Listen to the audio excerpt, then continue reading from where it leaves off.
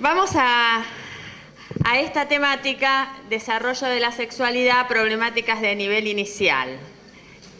Acá vamos a tratar de darles en el curso, ¿no?, algunas pistas para las distintas edades.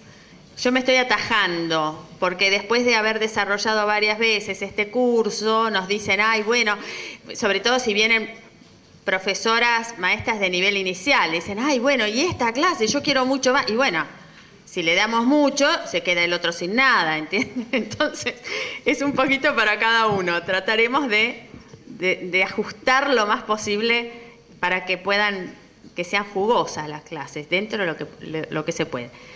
Bueno, esto ya lo vimos. Educación integral de la sexualidad de la comunidad educativa. Padres, alumnos, docentes. Acá estamos haciendo la convocatoria, estamos dando algunos elementos de capacitación para los docentes. Pero importantísimo, yo eso se los voy a decir cada encuentro, ¿no? Vayan pergeñando las estrategias de acercamiento y de trabajo y de capacitación de los padres. Es lo más difícil hoy, complicadísimo, pero el mejor proyecto que ustedes hagan, si no están contemplados los padres, los referentes de estos chicos, y bueno, se cae por la base. Además, entramos en contradicción con todo lo que estamos predicando, ¿eh? Que sea difícil no quiere decir que sea imposible, habrá que ser creativo, pergeñar estrategias. La siguiente. Vamos a educación. ¿Qué es educar? Partan siempre cuando se metan en estos temas de las definiciones. Pónganse de acuerdo de lo que están hablando. Eso es importantísimo. Educar, dos acepciones. Educare, que es conducir, llevar al hombre de un estado al otro. A través de la educación va pasando por distintas etapas. Se lo va conduciendo, se lo va llevando. Y lo lleva otro. No puede ir solo. Eso es interesante. La educación, necesariamente para un chico, requiere de alguien que la haga y requiere de alguien que no esté en el mismo lugar, de un adulto. Educere, extraer, sacar algo de dentro del hombre. Educar, hacer pasar de la potencia al acto las capacidades humanas. Sacar fuera, de esto se trata. La siguiente. Fíjense, la vocación del hombre es el amor. ¿Quién dijo esto? Muchos, pero ¿quién lo actualizó? Juan Pablo II. La vocación del hombre es el amor. El hombre es capaz de convertirse en don. Fíjense, la capacidad de amar, aun cuando es natural, no es espontánea. Esto daría para bastante, ¿eh? Después ustedes lo reflexionan. Que algo sea natural no quiere decir que surja por generación espontánea. Necesita que se la extraiga, necesita ser educada. Por eso anteriormente yo les mostré las dos acepciones de educar. Necesita ser extraído. Es natural que los padres amen a sus hijos, ¿sí o no? Es natural que los hijos amen a sus padres. ¿Siempre se da esto? Ni mucho menos. Todo en el ser humano se educa. Nada surge por generación espontánea. No quiere decir que no esté, pero está en germen. Está en potencia, hay que actualizarlo. Esta sería un poco la idea. Esto es importantísimo para los padres. Cuando ustedes hacen la reunión de padres y les dicen esto y le dan el concepto y le dicen, bueno, la resultante final de este chico va a depender mucho del ambiente que lo rodee. Y para ustedes docentes, la resultante final de este alumno iba a depender mucho de lo que lo rodee yo docente. Por eso la labor del docente es impresionante en esto. La siguiente. Fíjense, desarrollo humano. Miren que hemos hablado de desarrollo, ¿no? No construcción, desarrollo. Bueno, pero el desarrollo, ¿cómo se da el desarrollo? Sintetizando todo esto, porque si hay algunas ideas que a ustedes les quedan, que las repita una y otra, requete conformes, porque les va a servir mucho. Todos nosotros somos la consecuencia de una interacción entre la genética y el ambiente. Cuando se empieza la vida, cuando se produce la fecundación y se obtiene un huevo cigoto, decíamos nosotros, ¿no? Propuesta de hoy en más. Huevo, cigoto o embrión unicelular. Después van a ver las implicancias de esto, ¿eh? Muchísimas implicancias. Embrión unicelular. Cuando se establece, cuando se produce un embrión, se genera, la palabra es esa, se genera un embrión unicelular, ahí se barajan los genes del padre y de la madre y se establece un genoma propio de ese nuevo ser. En ese genoma están insertas todas las capacidades, todas las características físicas, psicoafectivas, porque está bien claro que la genética trasciende lo físico, ¿no? En interacción con ese ambiente, y bueno, se van a ir desarrollando todas esas posibilidades. Les paso un ejemplo. Cuando se barajan los genes, hay una determinada predisposición o determinación genética para la altura para ese chico. Esto es muy fácil de ver. No es que esté para un alto, dispuesto que va a tener tanto de altura, no, entre tanto y tanto, más o menos. Ahora la pregunta es, ¿todos los chicos cuando llegan a la adultez llegan a desarrollar plenamente esa constitución que tenían? En cuanto a altura, hay montones que se quedan a mitad de camino. ¿De qué va a depender? De la alimentación, de las enfermedades intercurrentes, de la estimulación y de eso, del afecto. El afecto. Somos tremendamente sensibles al afecto y el afecto corre en todo, ¿eh? Otro ejemplo, que yo siempre pongo más o menos los mismos, pero eso no se lo olvidan. Cuando uno les dice en un grupo, supónganse que acá son padres y no docentes, y yo les digo, bueno, si yo les planteo, les tiro sobre la mesa el tema de deficientes mentales, deficiencia mental, ¿qué imagen se les viene a la cabeza? ¿Con qué lo asocian? Y sí, en el 99% de los casos dicen un Down, bueno, ojo, un Down, un chico portador de un síndrome de Down, de una trisomía 21, pero no es un Down, es un chico que le pasa tal cosa, que es portador de un síndrome de Down, ¿no? Fíjense, deficiencia mental se asocia con esto. Ahora, la pregunta es, ¿ustedes tienen idea qué porcentaje de deficientes mentales tienen causa biológica y qué porcentaje tiene causa ambiental? ¿Quién gana? La ambiental. ¿Cuánto gana la ambiental? Porque ese es el punto. ¿Es así? ¿50 y 50? No. Entre 75 y 80% de los deficientes mentales tienen causa ambiental. El resto causa biológica. Y entonces uno puede decir, ¿qué importancia tiene eso que yo estoy diciendo? Yo se los digo a los padres y se quedan así, ¿eh? ¿Y cuál es la importancia? Y la importancia es que si yo modifico el ambiente, modifico la resultante. Si yo modifico el ambiente de un chico portador de un síndrome de Down o de alguna otra causa biológica, puedo llegar a un desarrollo, pero siempre con un techo, porque la causa biológica tiene un techo. ¿Se entiende? En cambio, si el chico es sano de partida, si tiene un ambiente propicio, va a llegar a un desarrollo pleno de todas sus potencialidades. Y entonces uno le sirve decirle a los padres, bueno, miren, ustedes son el ambiente de este chico. Y cuanto más chico, más el ambiente. ¿Se entiende? Los docentes, en su medida, son el ambiente de ese chico. Miren qué lindo que ustedes se propongan con estos chicos que les tocó este año, o el año que viene, qué sé yo, que lleguen a la plenitud en eso que ellos son. Nada impuesto. Si nosotros hablamos de, bueno, porque el desarrollo se hace a partir de lo propio, volvamos siempre a lo mismo. 2 factores a tener en cuenta. En realidad hay montones de factores, pero sería toda una clase de desarrollo. No podemos, dijimos algunos tips. Un factor importante, el afecto. Somos tremendamente sensibles al afecto. Es la característica del humano. ¿Los chicos son sensibles? Por supuesto. Los adultos, más vale, ¿eh?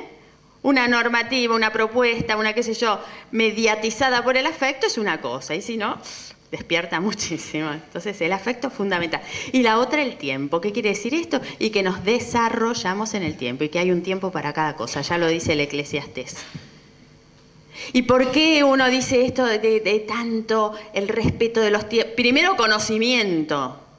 Y después respeto de los tiempos de un chico, porque hoy lo que se vive es una aceleración infernal de los tiempos, ¿o no? Sobre todo en algunos planos más que en otros, en el plano social no les cuento. Y una misma experiencia vivida por un chico a los 7, a los 10, a los 13, no es lo mismo. Depende de qué, de que esa experiencia que vive ese chico o esa propuesta que se haga ese chico sea hecha en el momento que haya alcanzado su madurez. Y esto ustedes tienen montones de ejemplos para poner. Si yo les digo, si les pregunto, ¿a qué edad caminan los chicos? ¿A qué edad caminan? ¿Al año? ¿Todos caminan al año? No, hay algunos que a los 9 meses y otros a los 18. Normales los dos. ¿Qué es lo importante? Que camine. ¿O no? Y que camine en su momento. Porque a lo mejor si ese chico está programado, es un poco más lento en lo motor. Como sello de fábrica, es más lento en lo motor. Y yo lo estimulo, lo logro, les puedo asegurar que lo logro. Y si la madre lo estimula y está en competencia con la vecina y qué sé yo, lo logro.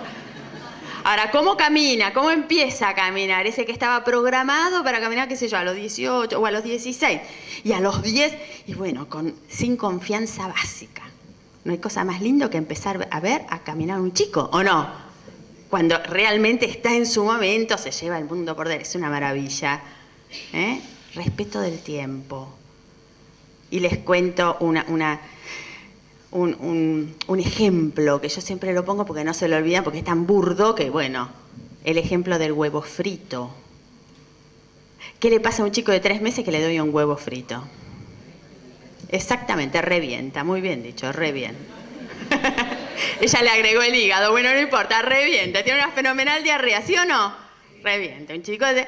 ¿Qué pasa si ese mismo huevo frito se lo doy a los 3 años? Se relame, ¿qué cambió?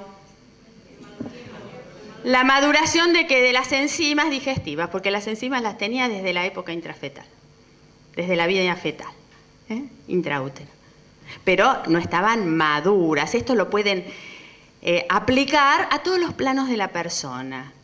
La aceleración hoy es muy grande. Qué importante tener muy claro que cada chico tiene sus tiempos para cada cosa. Y que el respeto de los tiempos es capital para el ser humano. El respeto de esa persona. Por ejemplo, de una característica, el tiempo. No todos tienen los tiempos iguales. La siguiente, ahora lo podemos aplicar de otras maneras. ¿Se acuerdan que esto lo hablamos en la clase anterior, en el encuentro anterior? Dijimos metas de la educación sexual. Y pusimos 2 filminas, esta y otra que viene después. Pero en esta se tiene que centrar justamente esto de nivel inicial. Aceptación del propio ser sexuado, reconocimiento del valor de la masculinidad y de la feminidad. Educación de la identidad sexual, a sacar fuera, extraer, ayudar al desarrollo pleno de su identidad sexual. Y todas las estrategias didácticas que estén dirigidas a esto, está fantástico. Que el chiquito se reconozca, se acepte, se valore como varón o como mujer. ¿Desde qué edad? Ahora viene, la siguiente. Fíjense, metas, esto también va para nivel inicial, va para todos los niveles. Pero esto, autoestima, sentido de la propia dignidad. Autoestima. ¿Cómo se genera autoestima en un chico? Esto es importante. Valorando, dijo alguien, ¿no? Incentivándolo. Ahora fíjense, habrá que partir de conocer a ese chico, aceptar a ese chico, que es otro paso. Yo puedo conocer a alguien, cosa que no es nada sencillo, Yo lo conozco, todo lo que implica conocer a otro. La única forma de conocer al otro, ¿cuál es? Relacionarse, interactuar, vivir con el otro. Presencia, vivir con el otro. Fíjense que eso a los padres yo se los digo muchísimo. Les trato de dar letra a algunas cosas. Uno le puede decir, fíjense en una casa, el padre y la madre, más los padres que las madres, pero hoy las madres también pueden pasar por la casa. No comparten las cosas ni las vivencias. Pueden estar en la casa, comparten las cosas, pero no las vivencias. O pueden vivir en la casa, comparten las cosas y las vivencias. Es bastante frecuente hoy que en las familias, con la aceleración que hay y demás, y bueno, se viva como en andariveles en paralelo. y que nadie sabe muy bien qué le pasa al otro. ¿Pasa o no pasa? En la mía sí, ¿eh? Y que uno dice, bueno, frenemos un poquito a ver en qué está este, porque, ¿no? Fíjense, compartir vivencias, presencia, esto es fundamental. ¿Para qué? Para poder conocerlo. Una vez que lo conozco, tendré que dar un pasito que no es nada sencillo, que es de aceptarlo. Lo puedo querer mucho, pero cómo me cuestan algunas características, ¿o no? Aceptar al otro. Y cuando yo lo acepto, el otro paso es respetarlo. Y eso es generador de autoestima. ¿Por qué? Porque aquello que es valioso se respeta. Y lo que no vale se atropella. Generación de autoestima. Y todo lo que significa y todas las estrategias que acaban de decir por ahí. Sería lindísimo hacer toda una charla, un taller de esto. No podemos. Pero ustedes son creativos y lo hacen permanentemente. No tienen más que dejar salir de adentro de ustedes todo lo que conocen. Autonomía. Generación de autonomía. Para el armado de ese chico es importantísimo la generación de autonomía entendida como autogobierno. No ponerse sus propias leyes. No, aceptación de la ley dada, que es mucho más complicado.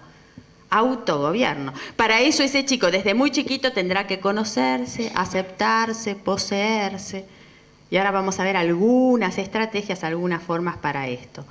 Pero generación de autonomía y de autoestima, y bueno, es todo un paquete, ¿no?